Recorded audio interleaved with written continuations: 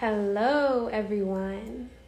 It's been a minute since I've been on here, huh? Welcome to our PE with ABC Reparations series. We are on segment 3. Just want to shout out our intern, Miss Ari, for hosting the last conversation. It was amazing. I was able to look at it. And then our first segment, I actually spoke with Ari on the historical significance of reparations, and we did an analysis on it. And she just asked me a few questions. So make sure that you go back, you check our YouTube channel at African Black Coalition. You go to our Instagram, because now we're hosting a lot of these segments on our Instagram, right? So IG Live is where it's at. Go ahead and tap in. Today, we are having an amazing conversation with Dr. Akua.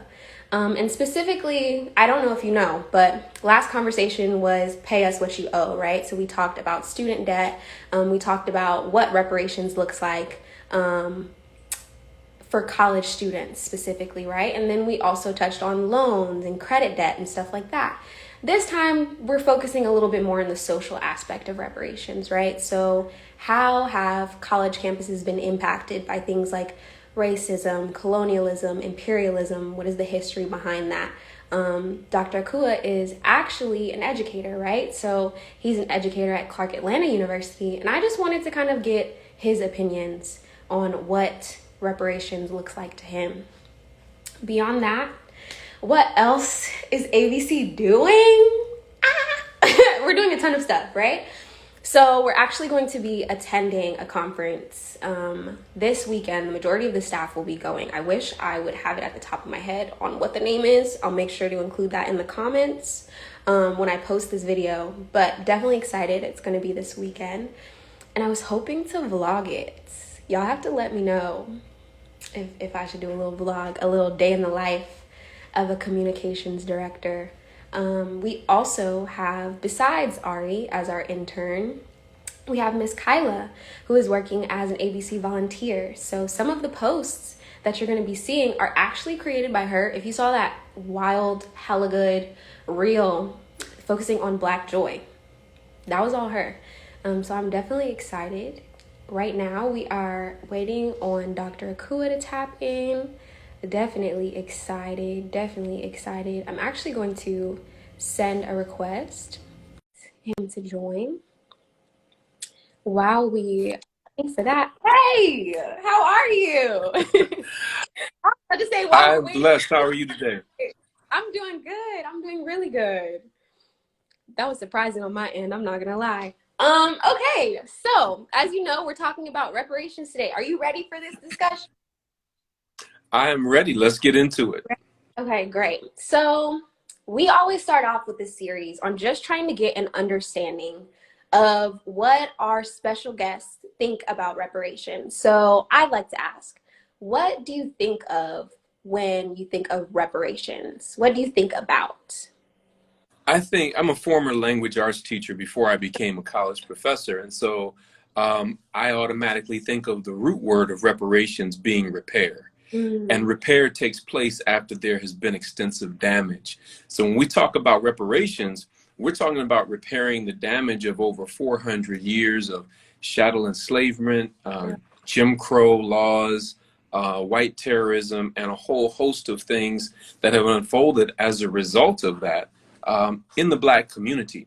So when I think of reparations, I also think of the fact that many other ethnic groups in America have received reparations, just about all of them, except African Americans, who have had the most heinous crimes against humanity perpetrated upon us. So Japanese Americans received reparations for being placed in internment camps during World War II. Some Native Americans received reparations for acts of genocide enacted upon them, and certainly they're worthy of receiving reparations. Jews received reparations from the American government, though the Holocaust did not occur on American soil, okay?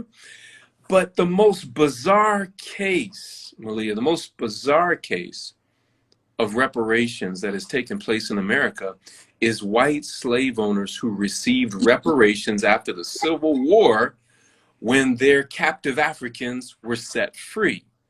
So it Insane. seems everybody has received reparations but us. And Mm. those are the things that I think about when I think of reparations. And truly, it is an issue whose time has come to be addressed and given full redress. Absolutely. Absolutely. I was so excited when you started bringing up the history of reparations. I don't know if you noticed it on my face, but that's something that during our historical analysis, which was segment one, we were really talking about, like, what is the history behind it? So I'm so excited that you actually brought that up. Mm-hmm. Considering the fact that the African and Black community has not received their redress, their restitution, their reparations, who do you think, just to be real clear, who do you think should benefit from reparations? And then if you'd like, just give a quick explanation. I think the first beneficiaries of reparations should be African Americans. Mm. I say that not to exclude other Africans, but African Americans should be first. Mm. I don't want to stop or limit it to African Americans because, as a Pan Africanist, I understand the global dynamics of white terrorism and racism and the effect and the impact that that's had on Africans worldwide. And so there are many who seek asylum coming to America looking for a better way of life, Mm. leaving Africa. But there would be no need to leave Africa to seek a quote unquote better way of life or more opportunity had Africa not been raped of its resources and aided and abetted in that effort by America and European nations. Mm. Absolutely, absolutely. Which is a great lead in to our next question of specifically colonialism and racism, right? So you kind of touched on the imperialism aspect of taking those riches, taking those resources, extracting those people, all of those things from the country itself. I kind of want to speak on colonialism and racism impact specifically on modern education, right? So considering the fact that you are an educator, I'd just like to get your opinion on that. Well, one of the things as I kind of came into consciousness during my college years, it became clear to me that in America we were enslaved. On the Mm. African continent, our sisters and brothers were colonized. Another word for colonized means conquered. But the same systems of education and oppression were injected into each system, whether we were enslaved here or colonized there. That kind of became clear to me when I was listening to the audiobook years ago of Nelson Mandela's autobiography. And he Mm. talked about how he learned in school that Europeans discovered South Africa. I What? said, damn, what? They get the same program that we get over here because we were told that the European discovered America. So over there, they get told that the European discovered Africa.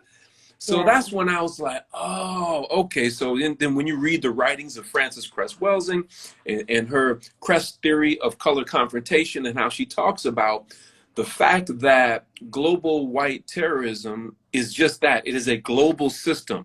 Mm. So this is not just a local problem. It's not just a national problem. It is a global problem, and it affects all areas of people activity, Yeah. including economics, education, entertainment, labor, law, politics, sex, war.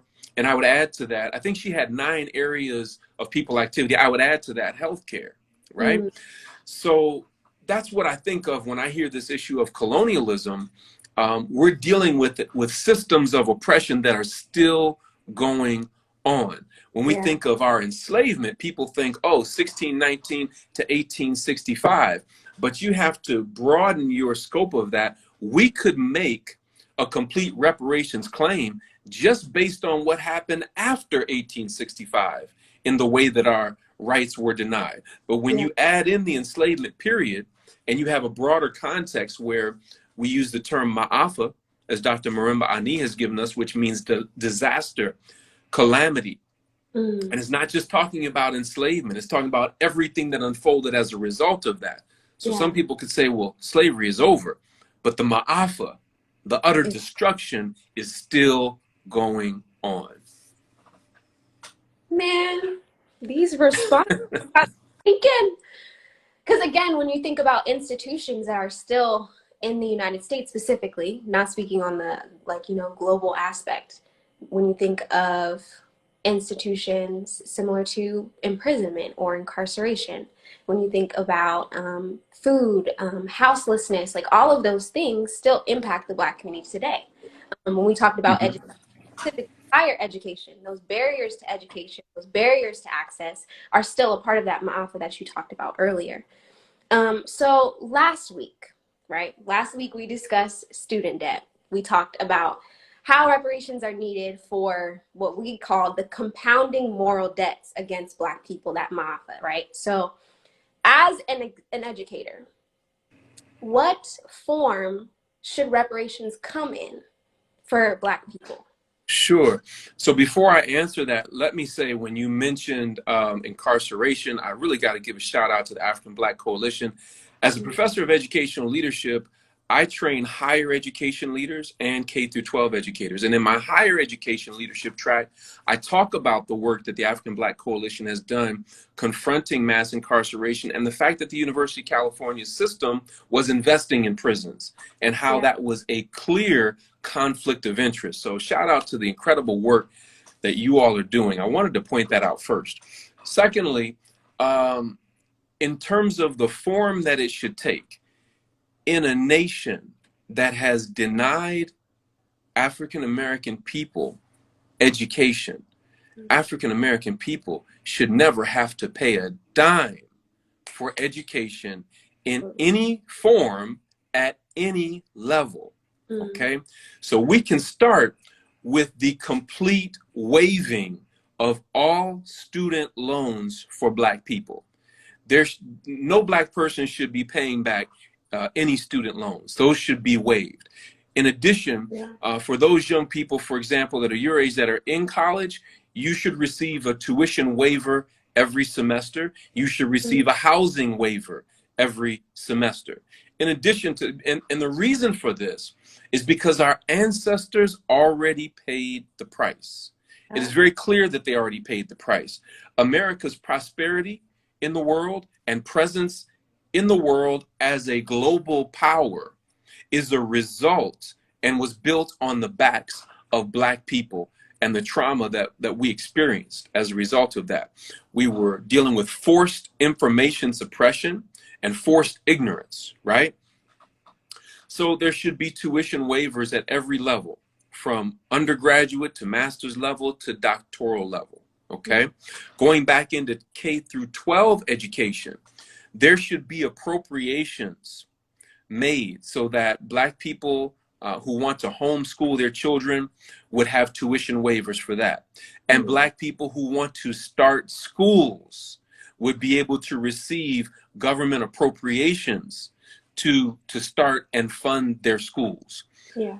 There should be appropriations for Black scholars and community leaders to develop curriculum resources and professional development to train teachers, counselors, and leaders in African-centered and culturally relevant and responsive teaching and leading techniques. Those are just a few of the things that we should be demanding when we make the claim for reparations. Absolutely. Absolutely. This is why I enjoy talking to people that I consider experts in their field, right? So you may have asked somebody on the street, oh yeah, what does reparations look like in education? And they give you the bare minimum, like, oh yeah, just want a quick stipend, just want my tuition paid for, that's about it. But the fact that you really give me that holistic experience, right? And really think about, dang, okay, we aren't addressing community colleges. We aren't addressing having Black owned schools, Black supported schools in our community, so we can ensure that we're teaching the correct curriculum and the stuff that our kids actually need. That's not something that we would. Yeah, and let me tell you why that's so important. And I'm glad you have an appreciation for that. One of our problems is that we don't know the extent of the damage that has been done to us. So it's tantamount to a person having a drug slipped in their drink, and then they're knocked out. And while they're knocked out, they're being assaulted. And when they wake up, they don't know what's happened to them. Right? Yeah. So we've been hit in the head for 400 years. And one of the things that Dr. Maulana Karenga says so poignantly is The fact that you don't know the extent of the damage is part of the damage. Yeah. Right? Yeah. So if somebody came and robbed your apartment or your home and the police showed up, one of the first things that they're going to want to know is, well, did they Well, steal anything? yep. And if something was stolen, what was stolen? How much? What items? Well, hell, we don't even know all that has happened to us. And we've Yeah. been led to believe we should just feel blessed to be here. Right? So that's why it's so important that we rely on scholars and activists to do the research, to teach the people so that we know what claims to make and that we can back up those claims with scientific research. Absolutely. Absolutely. So for everyone who is joining this live, I've seen some people in the chat talking about, could you post it on YouTube? Could you post it? Yes, we'll make sure to include all of these resources, as well as the fact that this will be on our Instagram page. Make sure that you go back in our reparations series, right? We have 2 other discussions for you to get a better understanding of what is that historical analysis? What was the 40 acres and a mule? What were we asking for initially? And then transitioning into the 21st century, making sure that we're addressing the stuff that our ancestors wanted, as well as adjusting for the things that we need now. Then moving on to segment 2 about student debt, which we are kind of talking about now, but more so in a financial standpoint rather than a social standpoint. So I have 2 more questions. Sure. Could you give me an example of what reparations look like on a local, state, national, and then we're going to add on global level? You can give one example, just in general, of what reparations needed. Right. So for local examples, I'd like for people to Google Asheville, North Carolina. And I'd also like them to Google Evanston, Illinois. These are 2 cities that have passed reparations resolutions. Okay. So if you Google, what was that? Asheville, North Carolina. And where was it in Illinois that I just said? Evanston, Evanston, Evanston, Illinois. These are 2 cities that have passed resolutions relative to reparations. And I think that would be a good place to start, to look at what claims were made and what payouts are being made, or what types of restoration initiatives are being made. Okay. And I'd like to say, as a professor of higher education leadership, one of the things that we look at is college retention rates. Okay. And when we look at retention rates amongst African Americans, one of the issues that comes up is how do you retain students? You know, there's not a proportionate amount of African Americans in higher education.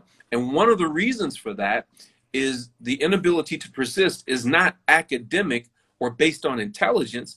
It's often based on the fact that they don't have the resources to continue. They don't have the resources to register for classes.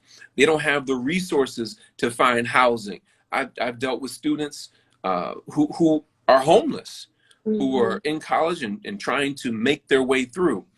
And then having gone through all that, there's a need for counseling and social emotional learning modalities and different things of that nature. So when we look at it at the local level, when we look at it at the national level, I indicated earlier some of the things that the federal government can and should be doing to provide redress for the atrocities that have been enacted upon African American people. On the global level, we first have to give a detailed account of what other European nations have done in the process of raping Africa of its natural resources, exploiting its people, and killing its people. When I go around the country and I'm speaking on this issue, I ask the audience, I say, would you raise your hand if you've ever heard of Adolf Hitler? Well, of course, all the hands go up. We know that Adolf Hitler was guilty of killing over 6 million Jews, one of the great atrocities and examples of man's inhumanity to man. But when I ask them to raise their hand if they've heard of King Leopold, I hear crickets. You know, hardly no hands go up. Or if Yeah. they have heard the name, they don't know what to attach that to. King Leopold is responsible for killing over 10 million Africans in the Congo. Yeah. And so if you were to Google King Leopold and click on images, you would see pictures of children with their hands cut off. And that was a reason, an example of how they were punished if their parents didn't work enough, or if they themselves, the children, didn't work enough. So the murder, the mutilation, the money behind the madness, Europe must pay. Yeah. And Europe will pay, and America will pay, as African people the world over begin to rise up in our consciousness and in our competence. Consciousness is mindset. Competence is skill set. And by skill set, I mean the ability to hold them to account for what they have done and never let them forget what they have done. Always present that up front so that they can never weasel their way out of the responsibility to pay reparations. So that requires the cultivation of young scholars like you, right? And just, I have to thank you, and I have to thank my former student, Miranda X, for bringing me up to speed into the 21st century. This is my first IG Live, but it's going to take that kind of technological sophistication because you know better how to reach your generation than I do. And that's why people like myself need to be in constant communication with younger people who have that technological expertise to help us to share the wisdom of the elders with the energy of youth so that we can get this done. Absolutely. I think you said a lot there, and I want to touch on something specific, which is the importance of organizing, right? So last ABC conference, the theme was to be Black and right? And something that I took away personally was when Dr. Sharice Burden-Stelly was speaking. And she was just saying, it's so important to organize. It's so important to organize. We're going at this from like an individual perspective. We're going for our own freedom, our own, oh yeah, to be Black and free. But really, it's freedom in the market. We're not having any communal freedom. We're not having our global freedom because we're so set on our own ideas, right? So when you that importance of consciousness and competence and growing in your education and growing as a community and organizing with the young and a little bit, I won't say old, I'll say a little bit older than me, but organizing collectively allows us to make much greater strides when it comes to reparations, when it comes to progress, and when it comes to holding individuals accountable. Now we're holding them accountable at all age ranges, in all groups, in all areas of industry, because we're everywhere. Right. I definitely appreciate that. Just bringing a call back from that conference. I love to be educated. So last question. Should African and Black people struggle for reparations? Why or why not? Usually people consider it, oh, the struggle for reparations, the this for reparations. So what do you think? Absolutely. We should struggle for reparations because it's owed and because it's due. But before I address that, let me go back to what you were saying about organizing. The fact that we are not organized enough is by design, by someone else's design, by the design of the oppressor. And so it's not that we've been outmaneuvered. It's not that we've been outfought. It's that we've been out-organized, right? That's why Kwame Ture, he used to always say three powerful words: organize, organize, organize. Because, for example, if somebody comes after you, then because you're part of an organization, they know that they not only have to deal with your immediate people, they got to deal with the African Black Coalition. And we've already seen what y'all can do, right? You know, we saw how you all held the University of California system to the fire and made them divest from prisons. That should give you, and that was to the extent, if I remember correctly, of about $30 million. That gives you an idea, just a small idea of the power that we have. All revolutions were started and carried through by young people. So don't ever lose sight of the fact that whether we're talking about the Black freedom struggle and the civil rights movement, or the Black power movement, right? These were young people who were organized, who came together. This is why one of the tactics of the slave monster, not slave master, but slave monster, was to divide and conquer. Because when we are united and when we are clear about our identity, then we are much stronger. So Yeah. organizing is so very important, because if you're part of the purpose of this system is to alienate and isolate us, because when we're isolated, we become alienated from the rest of our people, and now we're easy to take down. But when we're organized, it's much more difficult to defeat us. So now the last part of your question, if you would repeat that, I just wanted to go back and make sure I mentioned that about organizing. But what was the last part of your question? Should African and Black people struggle for reparations? Why or why not? Yes. So some people may say, oh, Black people ain't never going to get that, or, and I'm not asking anybody to wait by the mailbox for a check. By the way, reparations should come in many forms, not just a check. Absolutely. But I'll take a check too. Okay. just to be clear. All right. I'll take a monthly check, or a lump sum payoff. But yes, we should participate in that struggle because it is owed.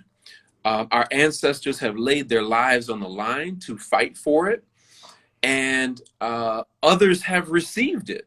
And so it is doable if we make the demand and stand on that demand. But in order to make that demand, we must have a plan for the demand. So I'm working on that plan as it relates to reparations in education. I'm trying to stay in my lane. I know there's scholars who are working in other areas, but my contention is that if we were to roll out reparations, what does that look like and where does it begin? My contention is that one of the best places for it to start would be in the area of education. And so that's where I'm formulating a plan for that demand. And we call on all other community activists and scholars to examine all the other different areas of housing, of healthcare, and business development, all the other areas. And there are many different areas where we need to receive reparations and redress. Absolutely. I really appreciate this conversation. I really enjoyed speaking with you. I know that we'll be speaking again because you've already came and spoken at our conference. And so I really appreciate you even taking this time to really speak about reparations and education. Again, for everyone who was in the chat, I appreciate y'all chatting it up. It's great. It gives us some energy. Make sure that you tap into our previous segments on reparations. And this series is not over. We have a lot of great speakers speaking on those other aspects of reparations, specifically, healthcare and land ownership and houselessness and all of those things. So make sure that you're tapping in to Instagram Live, and we'll make sure to post it on YouTube. Again, Dr. Akua, I really appreciate you taking the time. Do you have anything else to say, or are we going to tap out? Sure. I'm always in the business of helping people to increase their knowledge and raise their consciousness. So I want to offer a free online course that I have. You can go to, let's see, blackhistorypower.com. Gotcha. At blackhistorypower.com, right underneath the banner, you'll see that we have a free class, and it's called Introduction to African Origins, okay? And that's a 6-part video series. You just put your email in, and it'll send you a video once a day on a number of different topics relative to that. For those that are interested in any of my books, you can go to readingrevolution.org. Again, that's readingrevolution.org. And click on Books by Dr. Akua. I would love to return to you all's conference, because when I spoke last time, I didn't speak on this topic, and I've only broached the subject. There's so much more that I could share, but I do know time is of the essence, so I really appreciate you all inviting me to be with you today. Of course. Thank you so much. We are going to go ahead and conclude. I'll make sure to include those links within our comment section of this post. And make sure to check us out on YouTube, Instagram, our website, all of our social media at African Black Coalition. And we'll see y'all very, very soon. Peace and blessings.